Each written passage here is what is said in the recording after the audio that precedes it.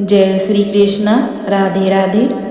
मैं हूँ अल्फाजो के मुसाफिर और आज हम कहानी के सफ़रनामा में शुरू करने जा रहे हैं भगवत गीता का 12वां अध्याय भक्ति योग का सफ़र।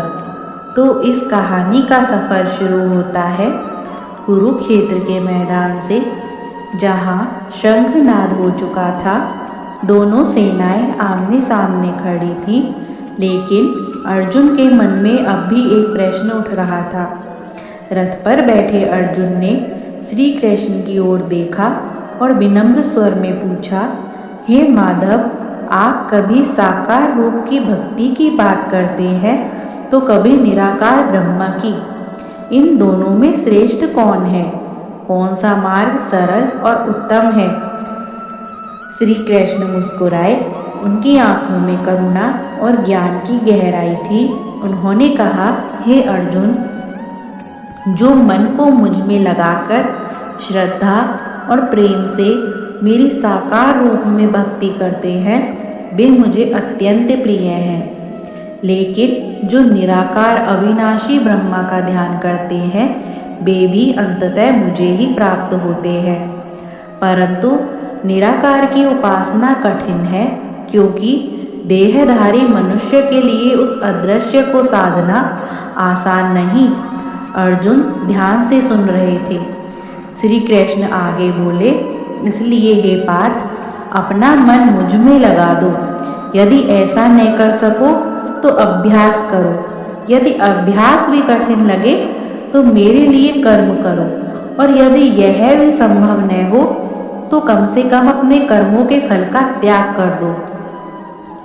कृष्ण ने समझाया कि भक्ति का मार्ग सीढ़ियों की तरह है, जहाँ से जितना संभव हो वहीं से आरंभ करो, लेकिन लक्ष्य एक ही है, परमात्मा से प्रेम।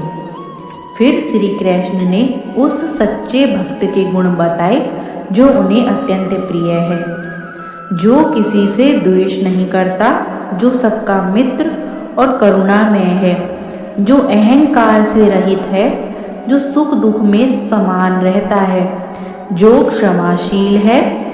कृष्ण की वाणी मानो अमृत की धारा थी, जो न किसी को भय देता है न स्वयं भयभीत होता है, जो हर्ष, क्रोध, भय और चिंता से मुक्त है, जो शुद्ध है, कुशल है और आसक्ति रहित है, जो शत्रु मित्र में समान भाव रखता है, जो मान अपमान, गर्मी सर्दी, सुख दुख में समभाव रखता है।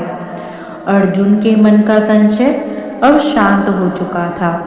कृष्ण ने अंत में कहा, हे अर्जुन, जो इस अमृतमय धर्म का श्रद्धा सहित पालन करते हैं, जो मुझे परम लक्ष्य मानते हैं, वो भक्त मुझे अत्यंत प्रिय हैं।